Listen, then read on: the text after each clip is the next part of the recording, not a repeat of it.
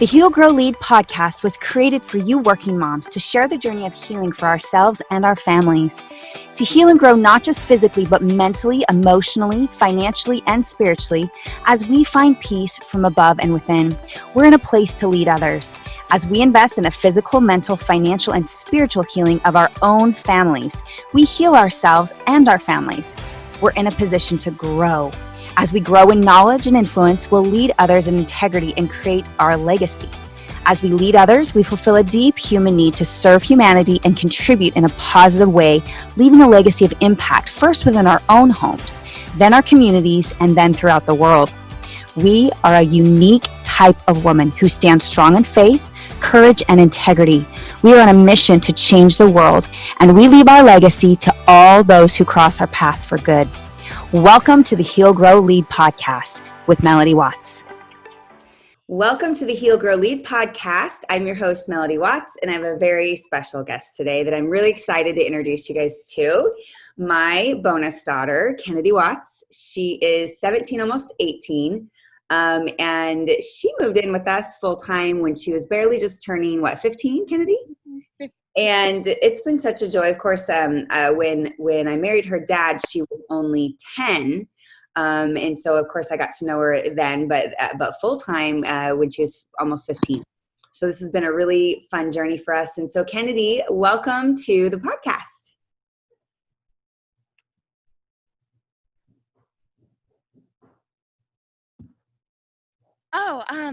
I'm glad to be here. Okay, awesome. Okay, so Kennedy, tell us a little bit about what it is like, first of all, a little bit about, blended family from a teenager's perspective, what it was like coming into a blended family. It's always difficult, as a kid, you just want all of your parents' attention at all time, but when you're growing your family even more, it's always difficult. Blending is a long, hard process, but I think the reason why our transition became better and was quite smooth is because we had the gospel implemented in our home. Yeah, for sure. Okay, so let's kind of fast forward. And of course, we had our bumps and things, but your dad and I were, of course, trying our best to make it as smooth as possible with, different values in different homes and not better, not worse, just different, right? It's kind of harder to adjust to, right? So tell me a little bit about, tell us a little bit about when you moved in at the age of 15, right around 15. Tell us a little bit about what that transition was like. Well, that transition was to myself, and I was going through a really difficult time in my life. But once I moved in, the leadership that was put into my life was amazing for me. You guys put me on a schedule and a routine to create these amazing success habits that I'm so grateful for now. I had this schedule where I had to listen to Tony Robbins every morning, read my scriptures, read a personal development book, and it was all about nourishing my mind, body, and spirit, and creating those success habits that have really shaped me into the person I am today. I love that. So tell me what your day looked like when you would wake up and start these success habits. So I'd wake up, and when I first started this routine, I was very, very unhappy about it. As a teenager, you'd rather just be doing nothing, laying in bed, watching Netflix, but my dad really enforced that I was doing these things. So I'd wake up in the morning. First thing I'd do was I'd read my scriptures. And I'd read about a chapter of the Book of Mormon and a chapter of the Bible. And then after that, I would listen to one Tony Robbins motivational video.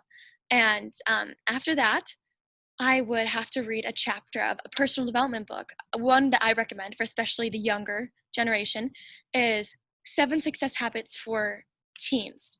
It's like 7 Success Habits for Millionaires, but it's for teens specifically. And it really puts the grand scheme in perspective for a teenager. And after that, I'd probably just eat breakfast, work out, really just develop myself in every single aspect. I love that. And then we had you doing, and then that's about the time where you started making some really good friends and started getting into rugby. which has been Mm-hmm. really a really fun thing to develop your physical side of things. And I love too is recently you were called to be a leader in our church for your group of youth and women.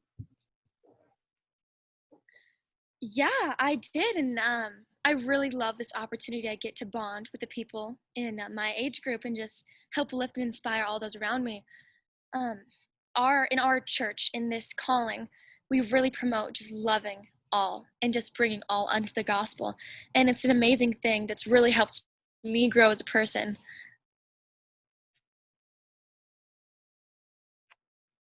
That many people, but we've still been able to make it work, reaching out to all the girls. Hmm. And one thing that you said, and I think the focus is love everybody, but don't you think that just that characteristic of service, it instills a type of gratitude in you when you're able to serve other people at a deeper capacity? Oh, totally. The key to living is giving, you know? You can be a successful, like the most successful person on the earth, but if you're not giving, you're not going to be happy. Like I'm in California right now, and we were on the boardwalk, and we stop and we see this man. He's just selling all these shells, and he's this guy from New York, about 50 years old. And with COVID, he got laid off. And we just talked to him, had this really great conversation, and at the end of it, he gave us free necklaces and free bracelets, and we're like, oh no, you don't have to, you know, like you're starting this, you're just trying to earn money to pay your bills. And he's like, no, for you guys, you just keep it, you know. And it's about those tiny little things. When you have nothing and you're still giving, the world will come to you.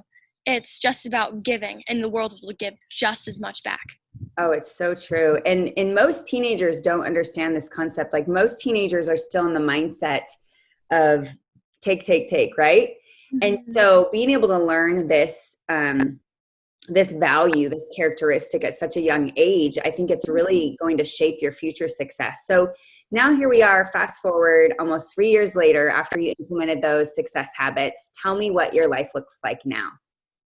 So I've honestly never been happier my entire life. I've really just like grown so immensely, and I'm only happy when I'm growing. And so the day in my life looks like I wake up like 5:30 every morning. The first thing I do when I open my eyes is I look at my vision board for 2 minutes. I look at my goals, my dreams, my desires, and then I read a chapter of the Book of Mormon. After that, I get up and I do power poses and affirmations for 2 minutes straight, because affirmations are great, but unless you are getting your body in that peak physical state, because physiology is so important when it comes to helping your subconscious like grow and learn and all that stuff. So I do my power poses and affirmations for 2 minutes straight.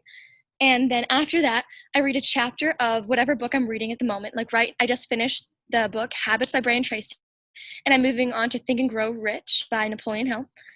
And after that, I usually go for about a 15-minute run and do a quick little 12-minute HIIT workout. I cook myself, shower, get ready for the day, and then cook myself breakfast. And I usually have meetings planned for breakfast, lunch, and dinner so I can go out and network. But it's all, my whole day is just about growing, connecting, and changing. And it honestly has given me so much happiness. I have never been happier. I love that. Okay, so when you're doing network, so you're still in high school, you're getting ready to go into your senior year, and you are actually have started your own business and as a beginning to be a social media influencer. So if you guys want to follow Kennedy, what's your Instagram handle? It's Kennedy_D_W. Okay, awesome. And so she helps athletes get into peak performance mentally and physically. And she right now it has different affiliate sales and different things that she does. And so why the strive to be an entrepreneur? Like, because it sounds like that's the direction you're going.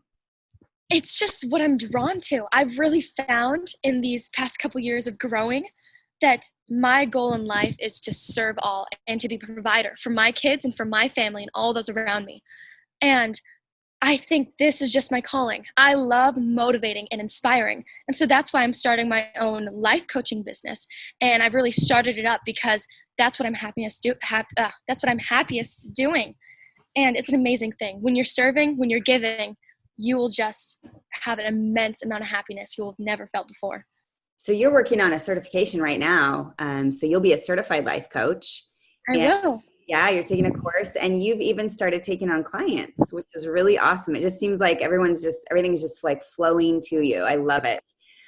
So tell me a little bit about just your kind of your path to entrepreneurship. Like what, I know that you of course watched your dad and I, run our own business and stuff like that. But you recently attended a seminar, actually a seminar of mine, and it kind of really clarified, that entrepreneurship.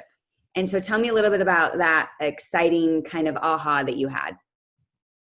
That weekend, that retreat weekend, was probably one of the most monumental weekends of my life because I've been doing all the right things that I'm supposed to. And I've been putting my energy into all these different things, like learning, reading, all this stuff. And I'm like, I don't know where I'm going. I don't really have a path. And I go to that retreat just expecting to, like, go see Melody do her thing, go meet some people. And I go.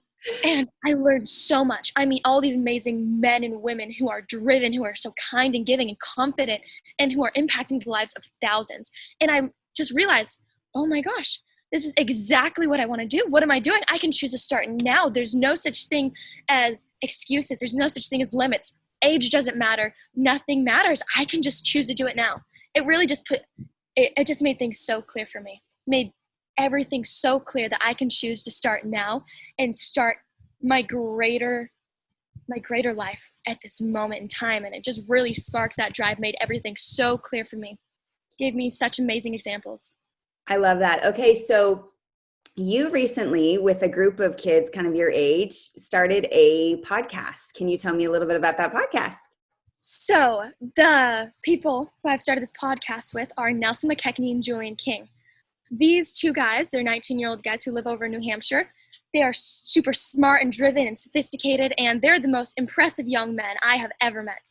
And so we're all kind of into the same things, into growing, developing, and changing. And this podcast is about inspiring and helping motivate all of the other Gen Z people who are looking for that direction. It's amazing. It's called the Brave Young Worlds Podcast. I totally recommend it. Go check it out. They're about 10 minutes long, pretty short, quick to the point. So but yeah, good even for teenagers. Maybe like age range, would you say like 14 to 20? Yeah, I'd say 14 to 20. I don't know how. Maybe even 14 to 25. Maybe even more 15 to 25, maybe a little older, because I don't know how it draws definitely more to a more older age group than it does younger. It would have to be a really mature 15-year-old. Yeah, most definitely.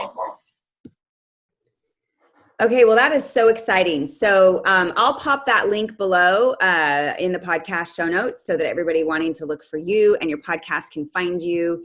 And I'm so excited for all the teenagers and 20-something-year-olds that are going to learn from you and that you're going to be able to lead. And thank you so much for being on our podcast, my podcast. And you're just such a joy to have in our home. I know most people can't say that about teenage daughters, especially teenage stepdaughters or bonus daughters, but you are just such a joy to have in our house. Always so helpful. I just have to tell one little story because this one's so fun. So we have this motto in our home where, we have chores, but we do them with a happy face instead of complaining, right? Because a lot of teenagers like to complain about chores. And in our house, we let you guys know how much you guys help us and how much we appreciate the contribution and how we couldn't run our house without your guys' contribution. We try to make it a really positive thing. And there was one day my kids were kind of complaining about their chores. And that day I told them, I said, listen, when I ask you to do a chore, or it's your day, you say, oh, absolutely, Mom. Is there anything else I can do for you? And I was training them this, and we started rehearsing, and it was really funny because I made them actually repeat it back to me, and we did this whole role play thing. And then that day I texted you, and you were busy. You were off like doing your stuff, and you had friends, and you have all your stuff going on. And I just texted, I said, hey, sometime today, if you could just sweep and vacuum the kitchen, that would be super great. And you literally texted me back, and you're like, oh, I'll totally do that. Are you sure that's all you need me to do? What else do you need me to do?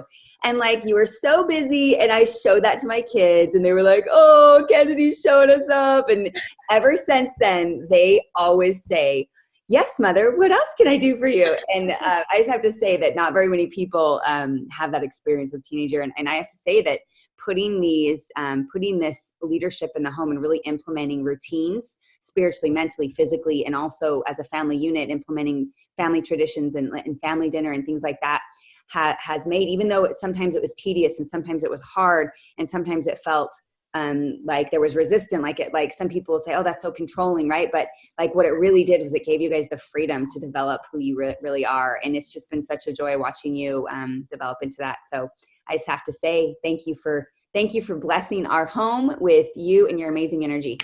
Of course. It's honestly all about the parents, because kids follow by example. It's all about leadership in the home. What example are you, what precedence are you setting for your kids? If you're going to complain a lot, your kids are going to complain a lot. It's all about setting that example. Like, you're happy, you're smiling, you're working hard, and your kids will just follow that exactly. So leadership in the home has really shaped me into the person I am now. I love it. Thank you so much for joining us today, Kennedy. We are so excited to see you grow and see your business thrive.